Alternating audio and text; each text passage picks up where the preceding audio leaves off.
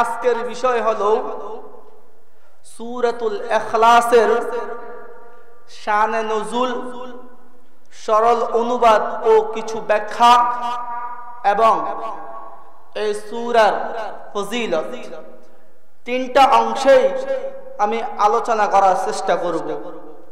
আল্লাহ রাব্বুল আলামিন আমাকে আলোচনা করার, আপনাদেরকে শ্রবণ করার তৌফিক দান করুন। এই সূরা নাজিল হয় মক্কা নগরীতে। কোরআনের সিরিয়াল অনুযায়ী এই সূরার নাম্বার হলো 112 নম্বর, আয়াত সংখ্যা হলো 4টি। এই সূরার মধ্যে আল্লাহ রাব্বুল আলামিন আল্লাহর একাত্মবাদের কথা বলেছেন। আল্লাহর পরিচয় আল্লাহ নিজেই দিয়েছেন। এই সূরার শান নজুল,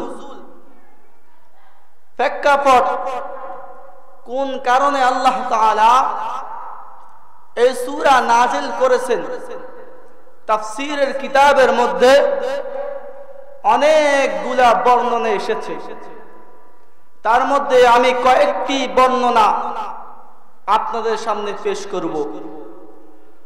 প্রথম নম্বর যে বর্ণনাটি আপনাদের সামনে আমি আলোকপাত করব,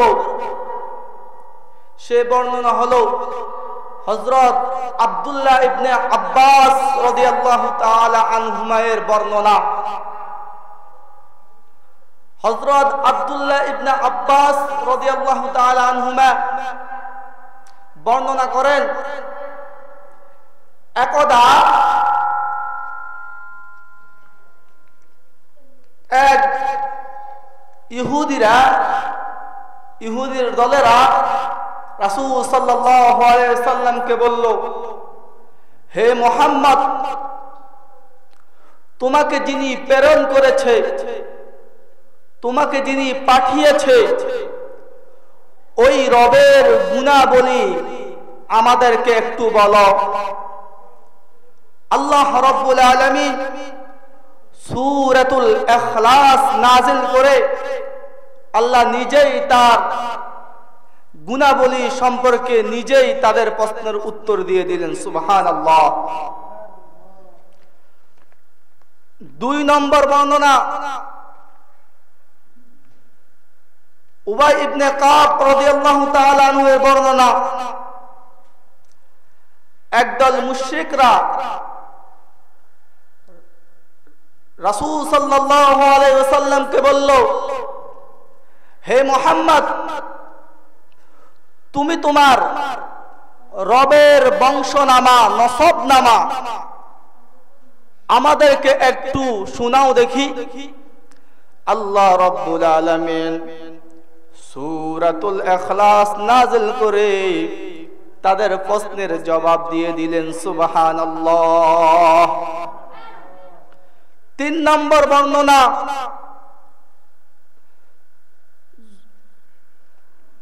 জাবের ইবনে আব্দুল্লাহ রাদিয়াল্লাহু তাআলা আনহু এর বর্ণনা। এক বেদুইন লোক রাসূল সাল্লাল্লাহু আলাইহি ওয়াসাল্লামকে বললেন, হে মুহাম্মদ, তুমি তোমার রবের নসবনামা, বংশনামা আমাকে একটু দেখাও। আল্লাহ রাব্বুল আলামিন সূরাতুল ইখলাস নাজিল করে দিয়ে আল্লাহ নিজেই তার নসবনামা, বংশনামা আল্লাহ নিজেই তাকে জানিয়ে দিলেন। সুবহানাল্লাহ। 4 নম্বর বর্ণনা হযরত আব্দুল্লাহ ইবনে মাসউদ রাদিয়াল্লাহু তাআলা আনহু এর বর্ণনা।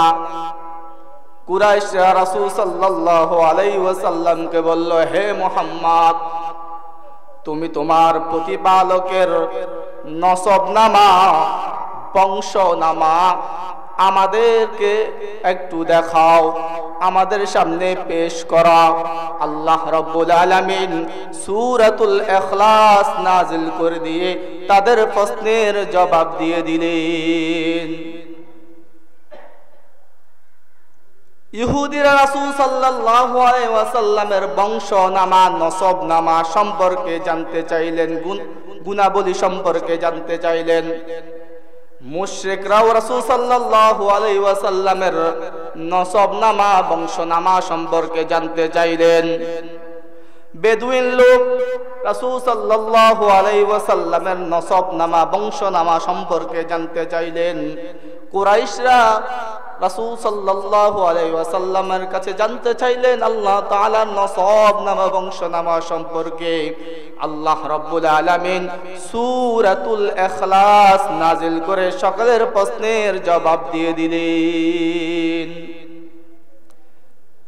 তাহলে আমরা এতক্ষণ সূরাতুল ইখলাসের শানে নুজুল সম্পর্কে জানতে পারলাম। এখন আমরা আলোচনা শুনব সূরাতুল ইখলাসের সরল অনুবাদ এবং কিছু ব্যাখ্যা। আল্লাহ রাব্বুল আলামিন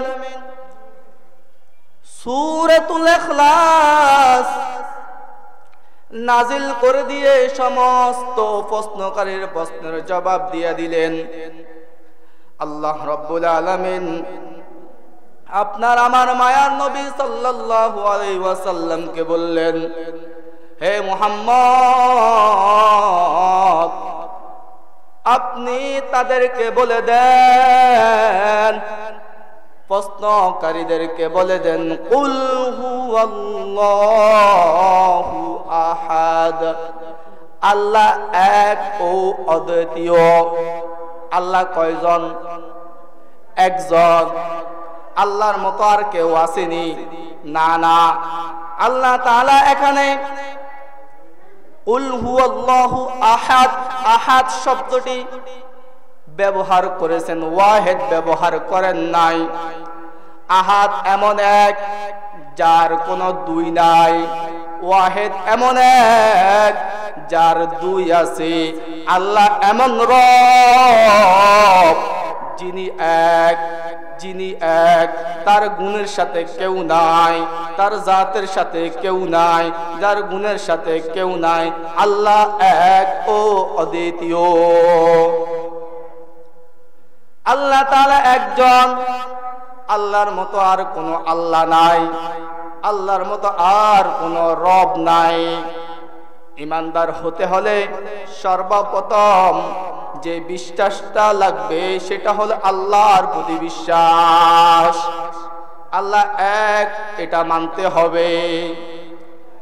এরপরে আল্লাহ রাব্বুল আলামিন জানায়া দেন আল্লাহুস সামাদ, আল্লাহ অমুখাপেক্ষী।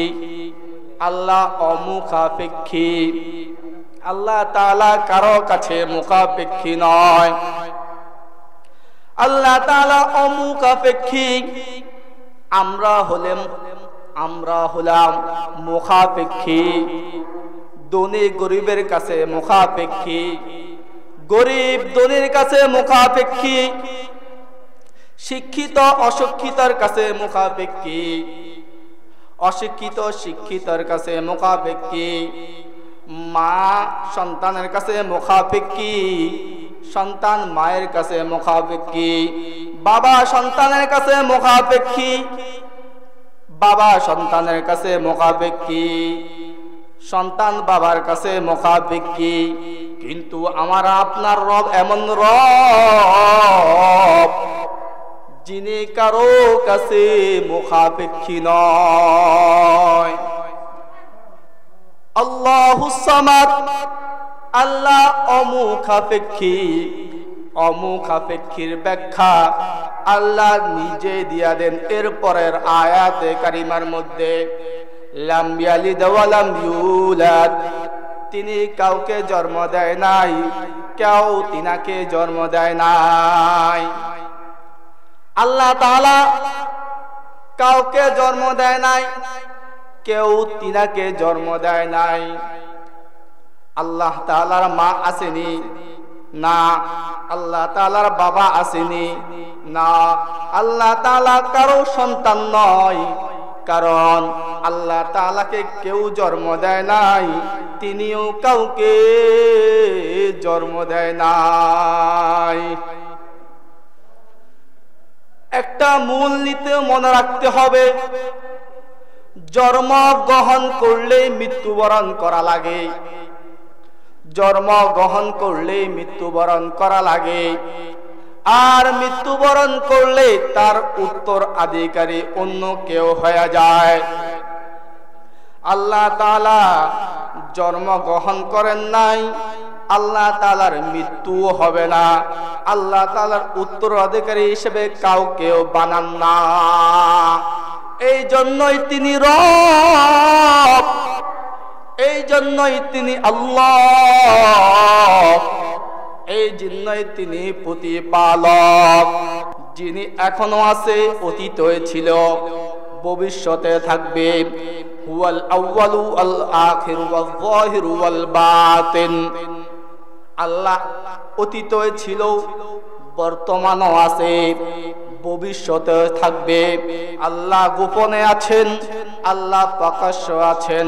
বান্দা তুমি দিলে দিলে কি কল্পনা করো, বান্দা তুমি দিলে দিলে কি চিন্তা করো, তাও আমার আল্লাহ জানে। অন্তর খবর কে জানেন? আল্লাহ তাআলা জানে। বান্দা তুমি কার ক্ষতি করতে চাও, সেটাও আল্লাহ জানে। বান্দা তুমি কার উপকার করতে চাও, সেটাও আল্লাহ জানেন। কারণ আমার আল্লাহ সব জানেন। আমার আল্লাহ আলিমুল গায়ব, অন্তরের খবর জানে, ইলমে গায়বের খবর জানে। আলিমুম বিদাতিস সুদূর, অন্তরের সব কিছু আল্লাহ তাআলা জানেন।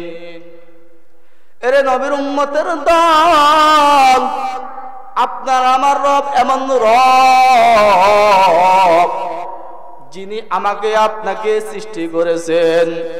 আপনার আমার তো অস্তিত্বই ছিল না, আপনি আর আমি তো ছিলাম মৃত, অস্তিত্বহীন। আপনার আমার কোনো অস্তিত্বই ছিল না। আল্লাহ রাব্বুল আলামিন আপনার আমার মায়ের মাধ্যমে, সহবাসের মাধ্যমে এক ফোঁটা নাপাক মায়ের বাচ্চাদানির মধ্যে নিয়া 40 দিন খাটায়া আপনাকে আমাকে বানাইছেন, সৃষ্টি করছেন। আল্লাহ রাব্বুল আলামিন আমাকে আপনাকে বড় মোহাব্বত করে বানাইছে রে গোলাম। আল্লাহ তাআলা আসমান বানাইছেন, 7 তবক আসমান। আল্লাহ তাআলা 7 তবক জমিন বানাইছেন ফি 6 আইয়াম, মাত্র 6 দিনে। কিন্তু আপনার মতো আমার মতো 1.5 ব্যাটারির মানুষ, 3.5 হাত বৌড়ির মানুষ বানানোর জন্য আল্লাহ তাআলা 1 দিন লাগান নাই, 2 দিন লাগাই নাই, 1 মাস লাগাই নাই, 2 মাস লাগাই নাই, প্রায় 4টা মাস লাগাইলেন, 4 মাস লাগাইলেন।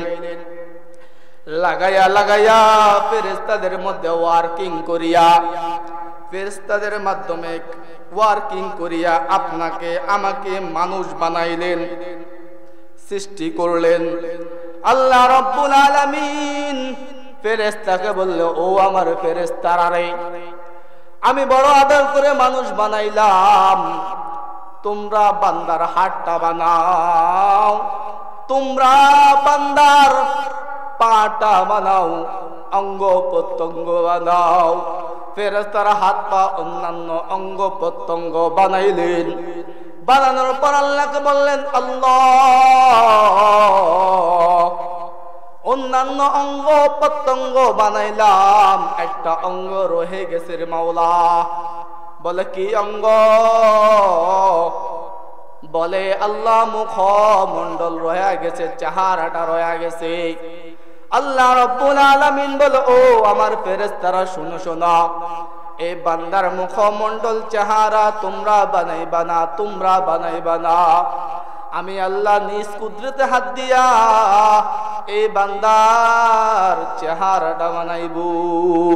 আল্লাহ তাআলা নিজ কুদরতের হাত দিয়া ইচ্ছা মতো বান্দার চেহারা বানাইলেন। এর নবীর উম্মতের দল, আপনাকে আমাকে আমার আল্লাহ বড় আদর করে বানাইছেন, বড় মায়া করে বানাইছেন।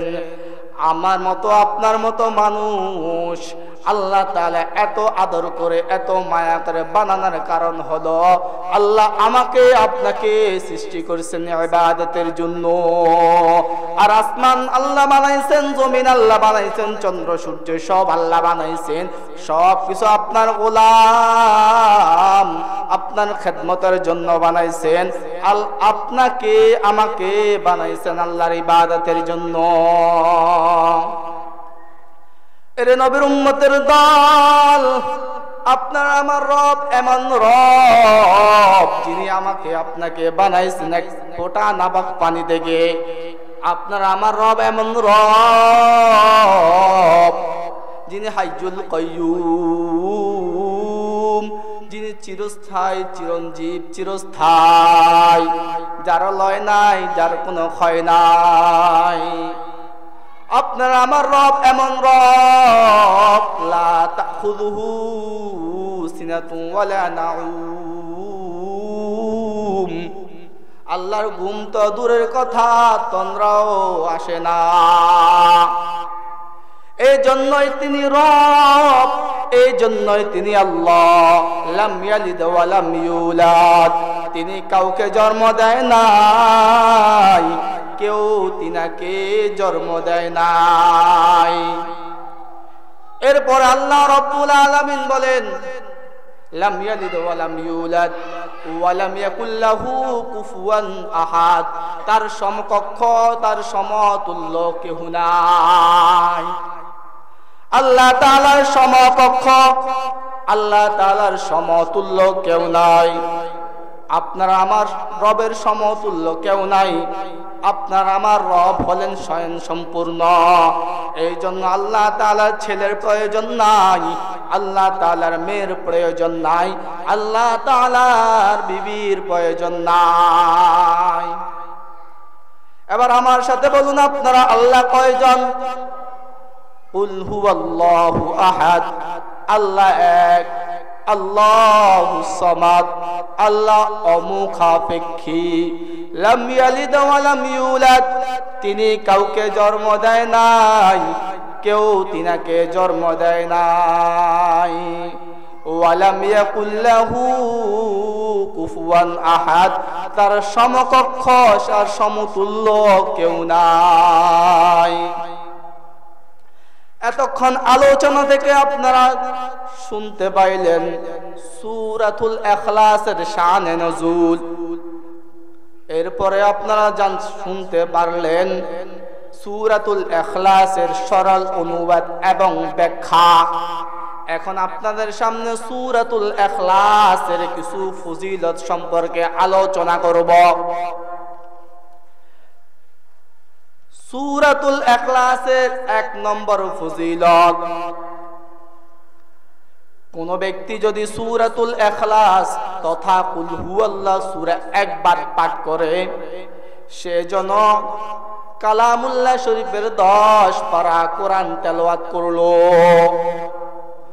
কোন ব্যক্তি যদি সূরাতুল ইখলাসের 2 বার পাঠ করলো সূরাতুল ইখলাস, সে যেন 20 পারা কোরআন তেলাওয়াত করলো।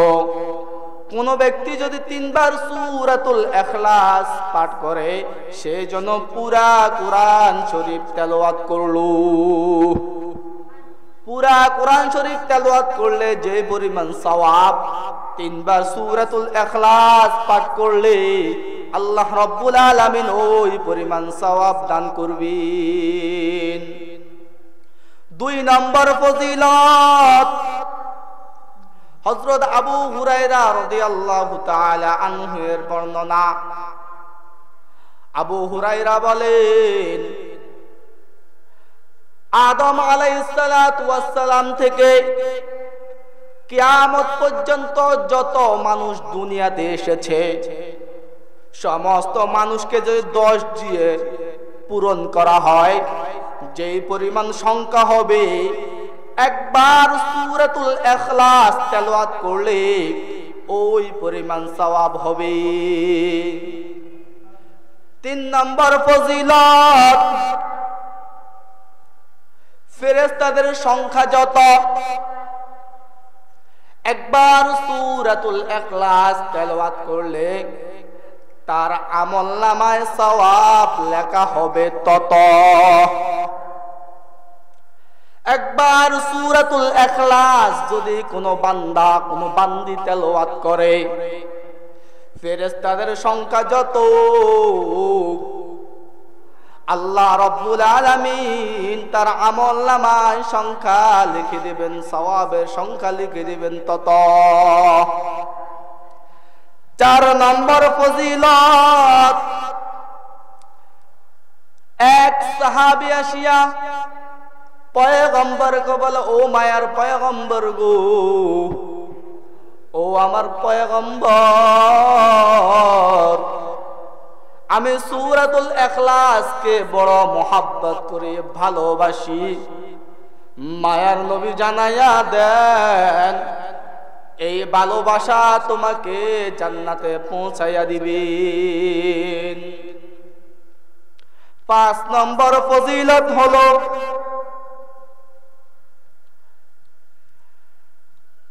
একবার রাসূল সাল্লাল্লাহু আলাইহি ওয়াসাল্লাম কোথাও যাইতেছেন, হঠাৎ শুনতে পাইলেন সূরাতুল ইখলাসের তেলাওয়াত।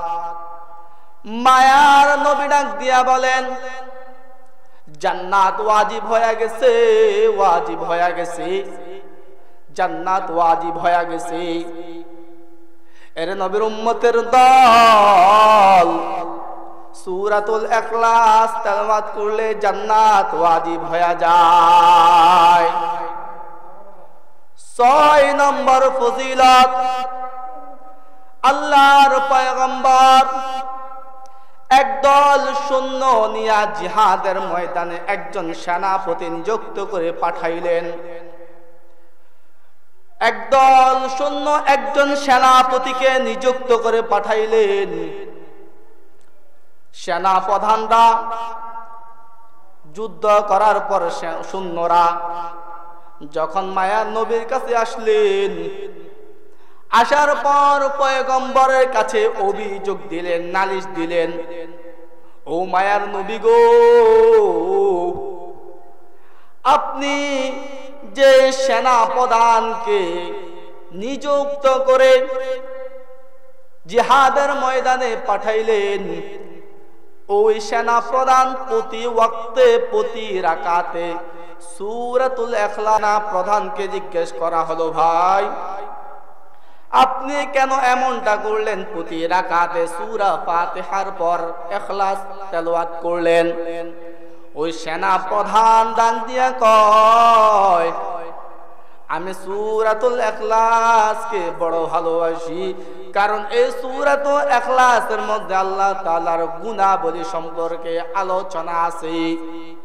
যখন মায়ার নবীকে অন্যান্য সাহাবায়ে কেরাম গিয়ে বলে, মায়ার নবী গো, সেনা প্রধান এমনটা বলেছে যে সেই সূরাতুল ইখলাসকে বড় ভালোবাসে, কারণ সূরাতুল ইখলাসের মধ্যে আল্লাহ তাআলার গুণাবলীর কথা আছে।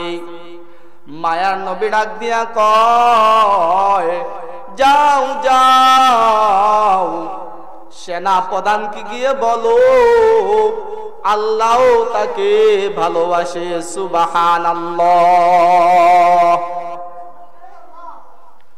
7 নম্বর ফজিলত,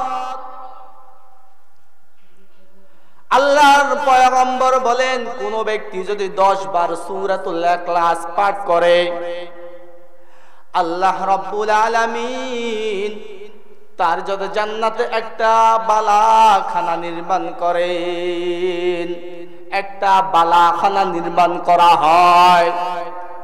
কেউ যদি 10 বার সূরাতুল ইখলাস পাঠ করে।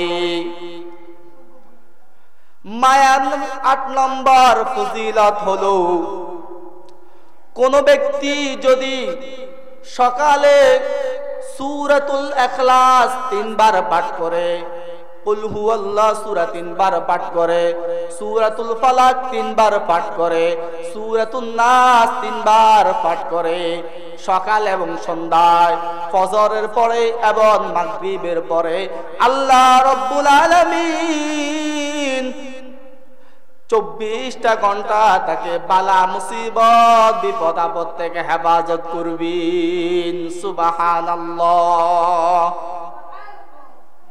9 নম্বর ফজিলত, কোন ব্যক্তি যদি 50 বার সূরাতুল ইখলাস পাঠ করে, কয়বার? 50 বার। মায়ার নবী ডাক দিয়া কয়, তার আমল নামায় 1500 নেকি লেখা হয়। 10 নম্বর ফজিলত, কোন বান্দা কোন বান্দি যদি স্বপ্ন যুগ দেখে সে সূরাতুল ইখলাস তেলাওয়াত করতেছে, পাঠ করতেছে, ওই ব্যক্তি মুস্তাজাবুদ দাওয়াত হয়ে যায়। ওই ব্যক্তি যা দোয়া করেন আল্লাহ রাব্বুল আলামিন সরাসরি কবুল করে নেয়। 11 নম্বর ফজিলত,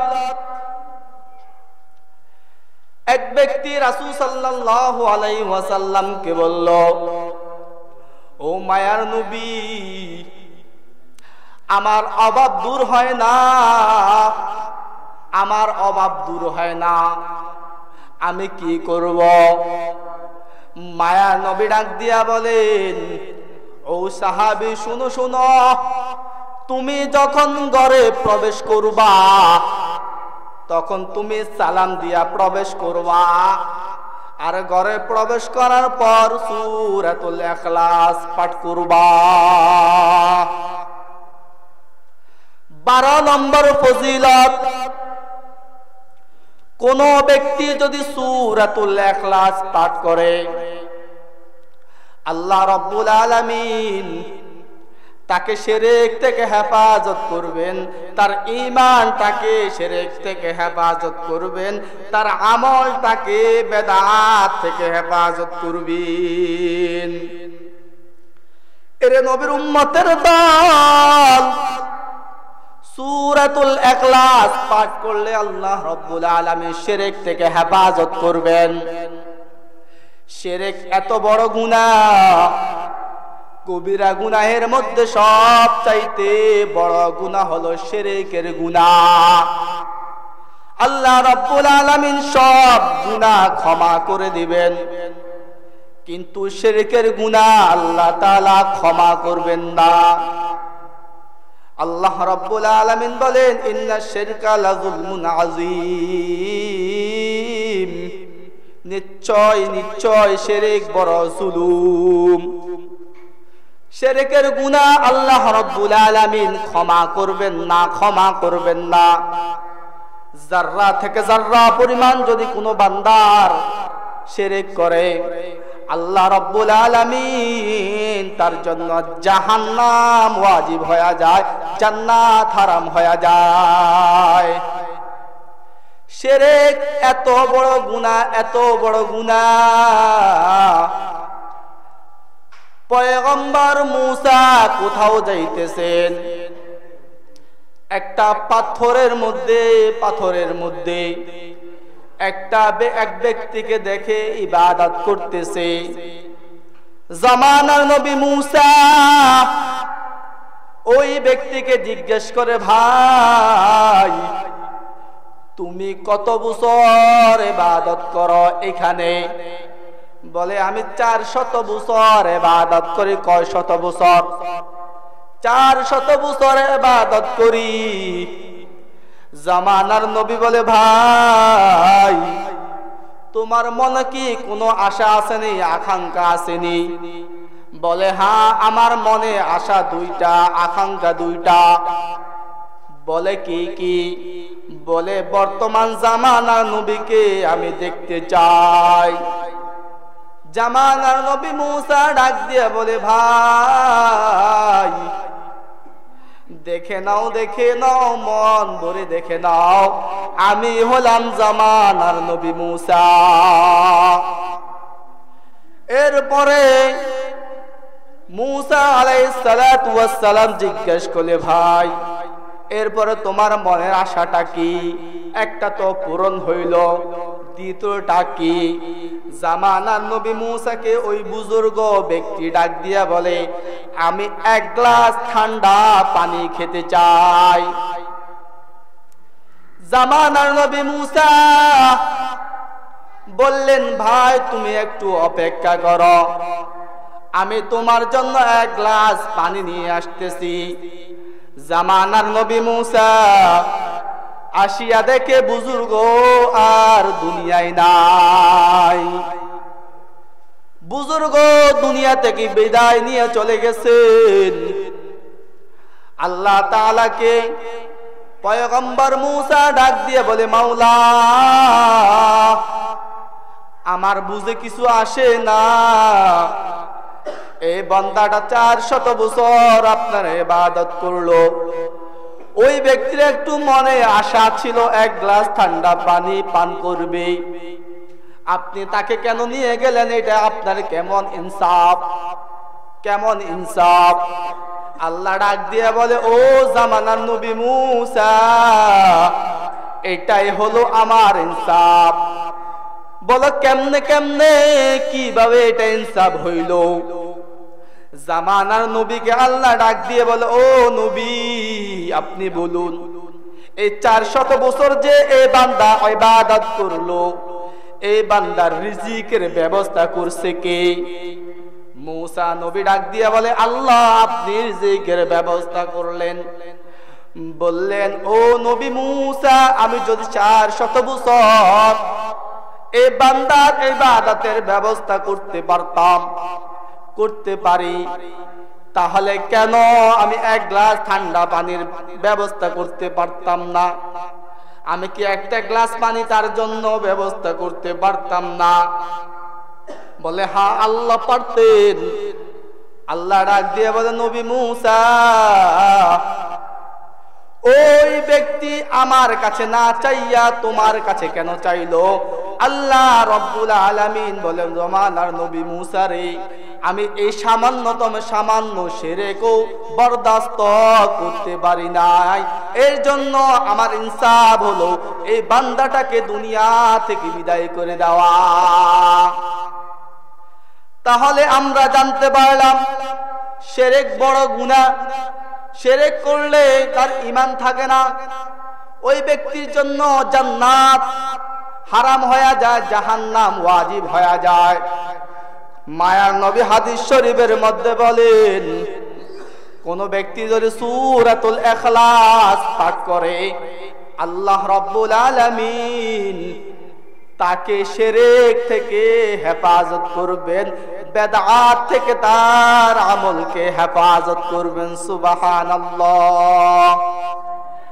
এতক্ষণ যে আপনারা শুনলেন সূরাতুল ইখলাসের ফজিলত, এবার আপনাদের থেকে আমি জানতে চাই, সূরাতুল ইখলাসের দাম আছে না নাই? সূরাতুল ইখলাস পাঠ করা দরকার আছে না নাই? সূরাতুল ইখলাস কি বড় সূরা নাকি? না না, ছোট্ট একটা সূরা, কিন্তু তার ফজিলত অনেক বড়। সূরাতুল ইখলাস একবার পাঠ করলে মাত্র সময় লাগবে কয়েক সেকেন্ড। আমার সাথে সবাই একবার পাঠ করেন, বিসমিল্লাহির রহমানির রহিম। কুল হুয়াল্লাহু আহাদ আল্লাহুস সামাদ লাম ইয়ালিদ ওয়া লাম ইউলাদ ওয়া লাম ইয়াকুল লাহু কুফুয়ান আহাদ। সুবহানাল্লাহ। আপনাদের আমলনামায় 10 পারা কোরআন তেলাওয়াত করলে যে পরিমাণ সওয়াব, এখন আপনাদের আমলনামা ওই পরিমাণ সওয়াব লেখা হয়ে গেছে। সূরাতুল ইখলাস ভুল পড়লে কি সওয়াব হবে নাকি? ভুল পড়লে সওয়াব হবে না, সহি শুদ্ধভাবে পড়তে হবে। এখন আমরা যারা, আপনারা যারা বুড়া হয়ে গেছেন, বৃদ্ধ হয়ে গেছেন, বৃদ্ধা হয়ে গেছেন, এখন তো আপনাদের আর দারুল উলুম রহমানিয়া মাদ্রাসায় এসে ভর্তি হওয়ার সুযোগ নাই। এখন আপনাদের কাজ হলো একজন হুজুর ধরে সূরাতুল ইখলাস এরকম ছোট্ট ছোট্ট সূরাগুলো সহি করা, দাওয়াত ও তাবলীগের লাইনে গিয়া এই সূরাগুলো সহি করা, আল্লাহ ওয়ালাদের সোহবতে বসে বসে এই সূরাগুলো সহি করা।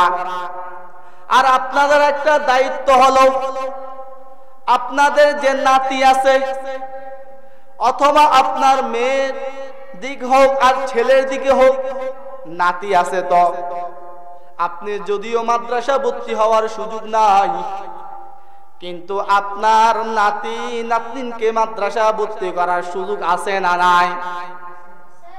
আপনি তো ভুল করছেন, আপনি ভুলের প্রায়শ্চিত্ত করবেন এখন বুড়া বয়সে কোরআন তেলাওয়াত সহি করার চেষ্টার মাধ্যমে। আর আরেক পদ্ধতি হলো আপনার আওলাদদেরকে মাদ্রাসায় ভর্তি করাইয়া দিবেন। আপনার সন্তান, আপনার নাতি যদি মাদ্রাসায় আসিয়া কোরআন তেলাওয়াত করে, প্রতি হরফে হরফে ওই আল্লাহর বান্দার আমলনামায় 10টা নেকি হবে। আপনি সহযোগিতা করার কারণে আল্লাহ রাব্বুল আলামিন আপনার আমলনামায় ওই পরিমাণ সওয়াব লিখে দিবেন। শুধু তাই নয়, আপনি যদি আপনার একটা সন্তানকে কোরআনওয়ালা বানান, আপনার একটা সন্তানকে যদি কোরআনের হাফেজ বানান, আপনার একটা সন্তানকে কোরআনের আলেম বানান, তাহলে আল্লাহ রাসূল সাল্লাল্লাহু আলাইহি ওয়াসাল্লাম বলেন, মান ক্বরাআল কুরআনা ফাস্তাযহারা ফাআহাল্লা হালালাহু ওয়া হাররামা হারামাহু আদখালাহুল্লাহুল জান্নাহ ওয়া শাফাআহু ফি 'আশরাতিন মিন আহলি বাইতিহি কুল্লুহুম ক্বাদ ওয়াজাবাত লাহুন নার। মায়ার নবী বলেন, কোরআন পড়নেওয়ালা সন্তান, কোরআনের হাফেজ, কোরআনের আলেম একা জান্নাতে যাবে না। আল্লাহ রাব্বুল আলামিন ওই সন্তানদেরকে বলবেন, যাও যাও তোমার আহাল পরিবার পরিজন থেকে এমন 10 জন ব্যক্তিকে সুপারিশ করে জান্নাতে নিয়ে যাও, যাদের ব্যাপারে জাহান্নাম ওয়াজিব হয়ে গেছে।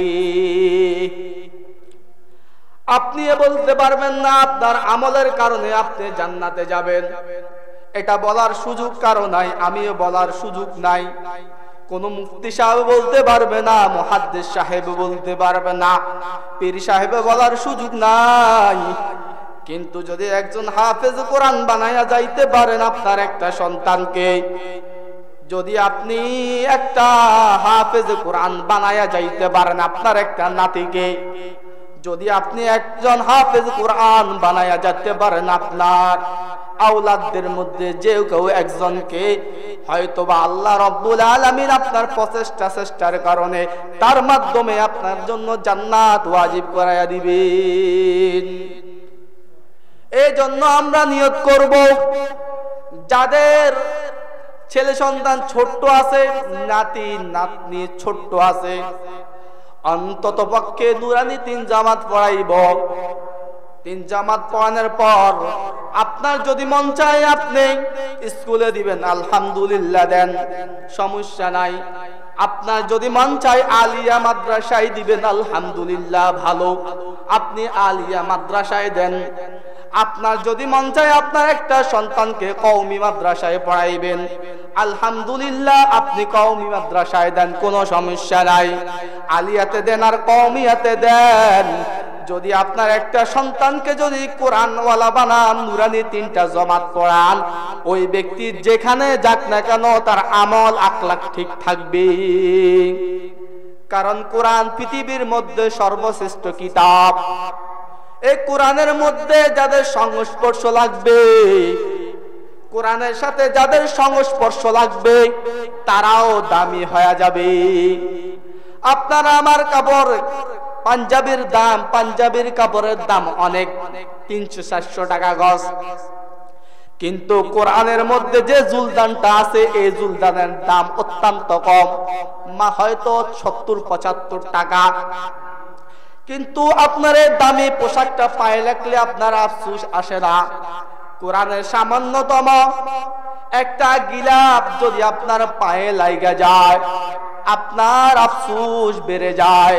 কারণ এই কোরআন আল্লাহর কিতাব, এই কোরআনের সাথে লাগার কারণে এই সাধারণ একটা কাপড়ের দাম অনেক হয়ে গেছে। আপনার যদিও দাম কম, আপনার সন্তানের যদিও দাম কম, আপনার কাছে, দুনিয়ার মানুষের কাছে, কিন্তু এই আপনার সন্তানটা যদি কোরআনের আলেম হয়ে যায়, কোরআনের হাফেজ হয়ে যায়, দুনিয়ার মধ্যে ওই সন্তান হয়ে যায় শ্রেষ্ঠ সন্তান। এই জন্য আপনার সন্তানটাকে যদি আদর্শবান বানাতে চান, আখলাকওয়ালা বানাতে চান, তাহলে মাদ্রাসায় পড়ানো লাগবে, কোরআনের হাফেজ বানানো লাগবে, কোরআনের আলেম বানানো লাগবে। আখলাকওয়ালা মানুষ বানাইতে চাইলে অন্তত পক্ষে 3টা ক্লাস নুরানি পড়ান, এরপরে যেখানে ইচ্ছা সেখানে ভর্তি করান, কোনো সমস্যা নাই। ওই বান্দাটা আখলাকওয়ালা বান্দা হয়ে যাবে। এরে নবীর উম্মতের দল, আপনি মনে করতেছেন যে সন্তানটা ডিগ্রি পাস করলো, MA পাস করলো, BA পাস করলো, ওই সন্তানটা আপনার ভবিষ্যতে কাজে লাগবে। আরে যুবক আল্লাহর গোলাম, ও পর্দার আলের মা, ও বাবা, আপনার দৃষ্টিতে যদি এমনটা হয়, মূলত এমনটা নয়।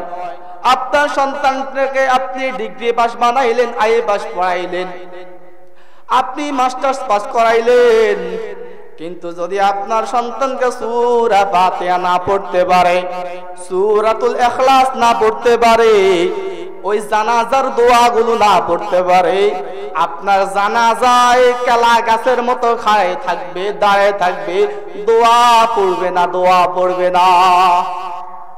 কারণ সন্তানটা সূরাও জানে না, দোয়াও জানে না, নামাজ কেমনে পড়ে ওটাও জানে না।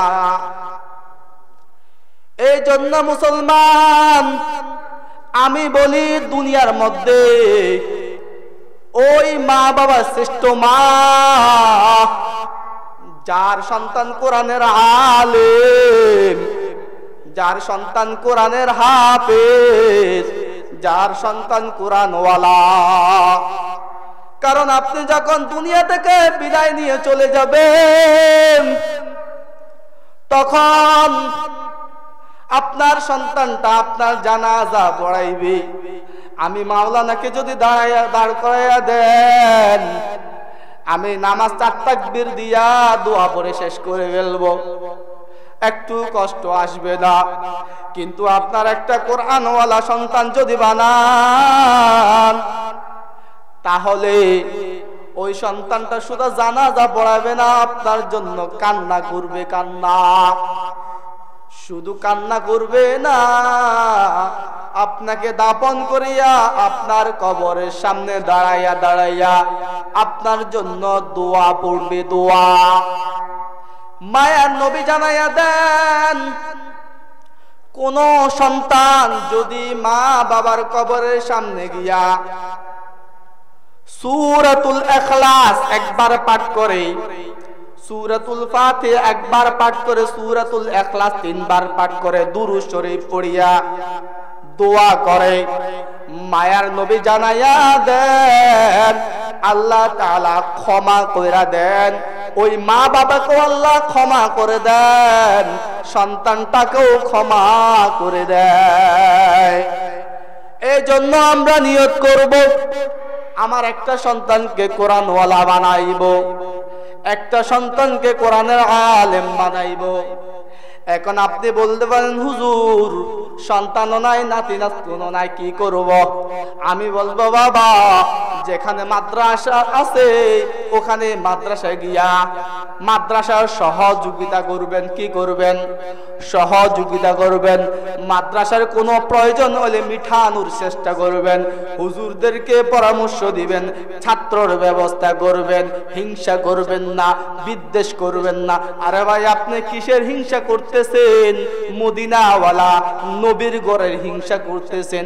বলেন বলেন, নবীর সাথে আপনি যদি গাদ্দারি করেন, নবীর সাথে যদি আপনার সাথে বিদ্বেষ পোষণ হয়ে যায়, পরকালে নাজাত পাওয়ার কোনো উসিলা নাই। আপনি মদিনাওয়ালার ঘরের সাথে বিদ্বেষ পোষণ করার মানে হলো মদিনাওয়ালা নবীর ওলামায়ে কেরামের সাথে বিদ্বেষ পোষণ করা, মানে নামান্তর নবীর সাথে বিদ্বেষ পোষণ করলেন। এই জন্য দ্বীনি প্রতিষ্ঠানের সহযোগিতা করব, দ্বীনি প্রতিষ্ঠানের সাথে থাকব, যেই প্রতিষ্ঠান হোক না কেন ওলামায়ে কেরামের সাথে থাকব, ওলামায়ে কেরামের পরামর্শ অনুযায়ী নিজের জীবন চালাইব।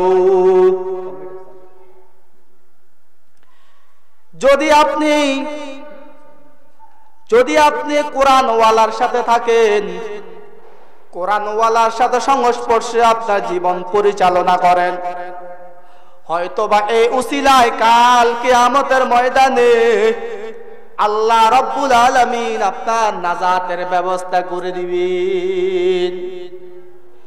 এই জন্য কে কে নিয়ত করতে পারবেন, যতদিন আল্লাহ তাআলা হায়াত রাখে ততদিন সূরাতুল ইখলাসের তেলাওয়াত করব।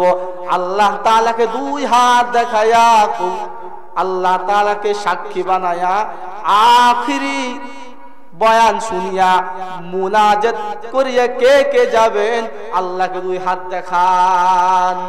আল্লাহ রাব্বুল আলামিন এই হাতগুলোকে কবুল করুক। আল্লাহ রাব্বুল আলামিন সূরাতুল ইখলাসের উপর আমল করিয়া বাকি জিন্দেগি কাটানোর তৌফিক দান করুক।